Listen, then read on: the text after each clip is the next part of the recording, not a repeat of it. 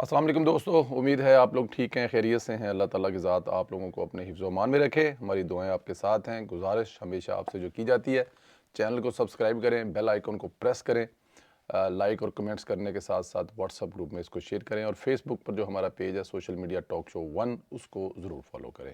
دوستو، P T I کو آج ایک اور سبکی کا سامنا کرنا پڑا ہے۔ پی ٹی آئی نے نگران وزیر نجکاری فواد حسن فواد کو ہٹانے کی درخواست الیکشن کمیشن میں فائل کی تھی، جس پر فیصلہ محفوظ کر لیا تھا۔ فواد حسن فواد پرنسپل سیکرٹری رہے، ایک بہترین ٹیکنوکریٹ، ان کا تجربہ بہت سے امور پر ہے۔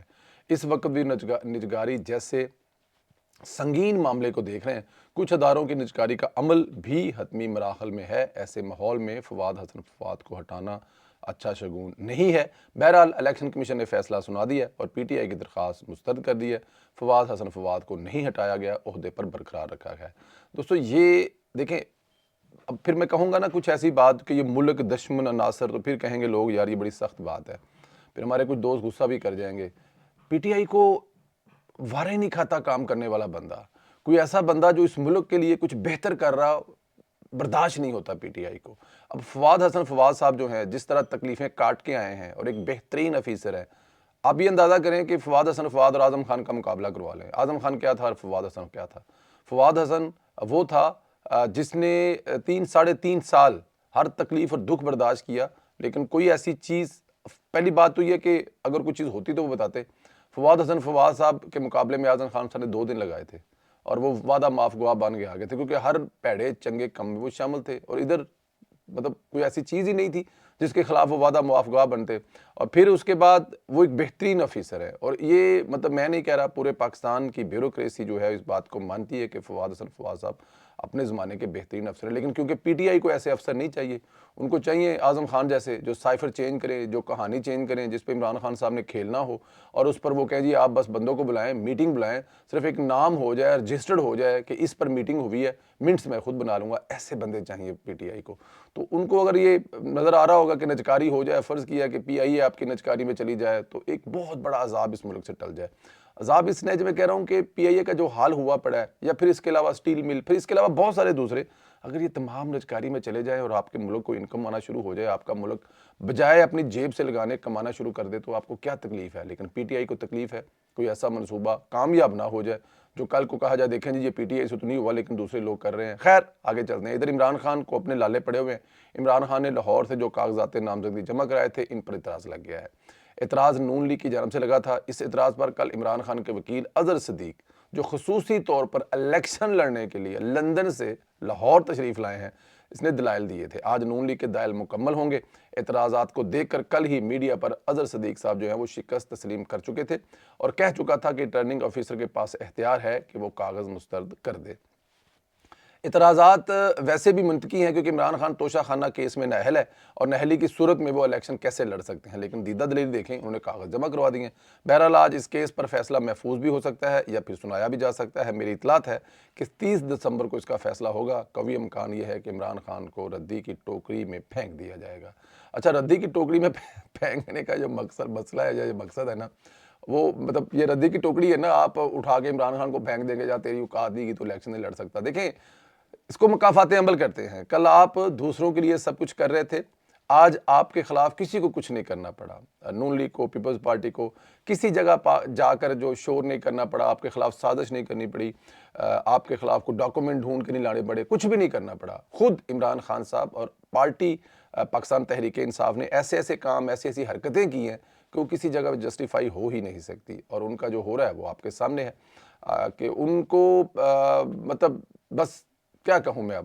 عمران خان صاحب توشہ خانہ کیس میں جو آپ نے انی ڈالی ہوئی ہے، وہ کیا کسی کو مطلب ملازم کی کالیں آپ کی ریسیو ہو رہی ہیں، آپ کی بیگم کی کالیں ملازم کے ساتھ آؤٹ ہو رہی ہیں، جس میں وہ کہہ رہی ہے کہ توشہ خانہ والے اگر ہم پہ ٹرسٹ کرتے ہیں، اے ڈی سی جاب جو ہم سے اتنی مہربانی کرتے ہیں، تو تم اس کو مطلب کہ آتے جاتے گنتے کیوں ہو، دیکھتے کیوں ہو، چیزیں کیوں کرتے ہو۔ یہ بہت ساری چیزیں ہیں جو عمران خان صاحب کے لیے وبال جان بنی ہوئی ہیں، اور یہ کسی دوسری جماعت کا قصور نہیں ہے۔ ابھی تو 9 مئی والا واقعہ کا کیس ہے، جس میں تو عمران خان صاحب 14 سال یا پھر پھائے لگنے والے ہیں۔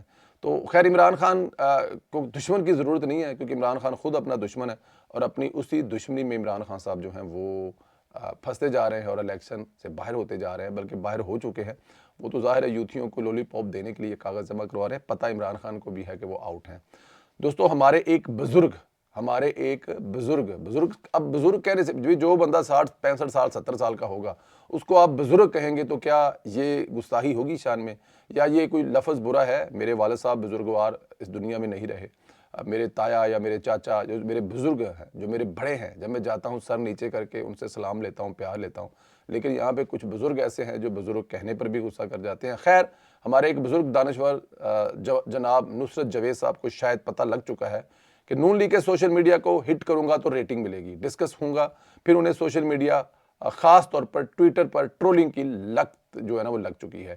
وہ ہر اس الٹی سیدھی ٹویٹ کا جواب دیتے ہیں جس کا کوئی تک نہیں بنتا، انہیں کوئی بھی راہ چلتا ذرا سا تنقید کا نشانہ بنا دیتا ہے تو وہ اسے نون لیگ کے آفیشیل سوشل میڈیا پر دا دیتے ہیں، اور رہی صحیح کسر انہوں نے رات کو پوری کر دی۔ مصوف نے فرمایا، اچھا جی، اس میں انہوں نے مصوف نے جو فرمایا جی کہ نون لیگ والے میرے خلاف آج کل سوشل میڈیا پر کمپین کر رہے ہیں، ان کو پیسے دیے جا رہے ہیں، اور مجھے یہ بھی پتہ ہے ان کو پیسے کون دے رہا ہے، یہ لوگ بھی تحریک انصاف کی نقل کر رہے ہیں۔ لو جی، میری بلیو کریں کہ میں یہ اپنے بالکل سچ اور بڑے اتھینٹک طریقے سے کہہ رہا ہوں کہ نصرت جاوید نہ تو اس قابل ہے، نہ نصرت جاوید کی کوئی ایسی کریڈبلٹی ہے، نہ نصرت جاوید کا کوئی ایسا کام ہے جس کی وجہ سے نون لیگ والے پیسے دے کر اس کے خلاف کمپین کروائیں گے۔ اور جن کے خلاف پیسے دے کے کمپین کروائی جاتی ہے نا، وہ پھر ذرا نصرت جاوید صاحب مہربانی کریں، آپ ذرا پی ٹی آئی کی کمپین دیکھیں، پھر اس میں وہ نہ ماں چھوڑتے ہیں نہ وہ بہن چھوڑتے ہیں، اس میں وہ پھر پچھلے 7 خاندانوں کی نسلیں نکال کے سامنے رکھ دیتے ہیں۔ لیکن میں نہ چاہوں گا اور نہ اگر کوئی ایسا کرے گا تو اس کو کرنے دوں گا کہ آپ جیسے جو پڑھے لکھے اور بزرگ اور دانشور جن کی بڑی خدمات ہیں اپنے میدان میں، بڑی قربانیاں ہیں اپنے میدان میں، بڑی ماری کھائیں ہیں آپ نے اپنے میدان میں، کہ آپ کے خلاف کچھ ایسا کرے، ایسا کچھ بھی نہیں ہے۔ یہ آپ کو کسی نے، آپ کو ایک تو غلط فہمی ہے، دوسرا آپ کو شاید کہ وہ جو لفظ ہے نا لت پڑ چکی ہے، وہ آپ کو شاید لت پڑ چکی ہے کہ آپ ان چیزوں میں گھس کر ریٹنگ حاصل کرتے ہیں۔ اور ماشاءاللہ جو آپ کے اینکر ہمارے بھائی ہیں عدنان صاحب، وہ تو بس کیا بات ہے، ان کی تو چل پڑی ہے نا، ان کی تو چاندی لگی ہوئی ہے، پروگرام ماشاءاللہ لوگ دیکھتے ہیں۔ دیکھا رات کو میں نے آپ کا ٹویٹ جو پبلک نیوز کے آفیشیل پیج سے ہوا تھا، ٹویٹر سے 8 گھنٹوں میں اس کو 10 لوگوں نے لائک کیا تھا اور 80 لوگوں نے اس کو دیکھا تھا۔ نصرت جاوید صاحب، اب اس کو بھی تو رن کرنے کے لیے آپ کو کچھ نہ کچھ چاہیے نا، مطلب ایسے کام کریں گے تو ظاہر ہے، اب میں نے اس کو ری ٹویٹ کیا اپنے کمنٹ کے ساتھ، کو 15-20 ہزار لوگ تو اس ٹویٹ کو دیکھ ہی چکے ہوں گے، ہمیں سمجھ آتی ہے، لیکن کوئی بات نہیں، آپ ہمارے بزرگ ہیں، ہم آپ کی خواہش کا احترام کرتے ہیں، ہم خود آپ کو وائرل کریں گے، لیکن پازیٹیو وے میں، نیگیٹو وے میں نہیں۔ لاہور والی بات آپ کی فائر بیک ہوئی، پھر اب آپ نے جو ہے وہ پی پی والی بات جو گجرا والی، اس پہ بھی فائر بیک کر کے اس پہ بھی اب دلیلیں دے رہے ہیں کہ میں نے یہ کہا تھا، میں نے وہ کہا تھا، یہ ساری چیزیں نصرت جاوید صاحب۔ خیر، لا علمی کا عالم یہ ہے آپ کی کہ سب سے پہلے انہوں نے جو تنقید کو برداشت نہ کرتے ہوئے مجھ ناچیز پر کالم لکھا تھا، الزام لگایا تھا کہ میری حسین نواز سے تعلق داری ہے، اس کی بنیاد پر تنقید کرتا ہوں۔ مصوف نے مجھے آفیشیل نون لیگی سوشل میڈیا کا کارکن ثابت کیا تھا، جس کا دور دور تک نام و نشان ہے۔ میں کبھی بھی کسی بھی جگہ پہ آفیشیل نہ رہا ہوں، اور نہ میرا آنے والے دور میں کوئی پروگرام ہے کہ میں پی ایم ایل این کی سوشل میڈیا ٹیم کا آفیشیل رکن بنوں۔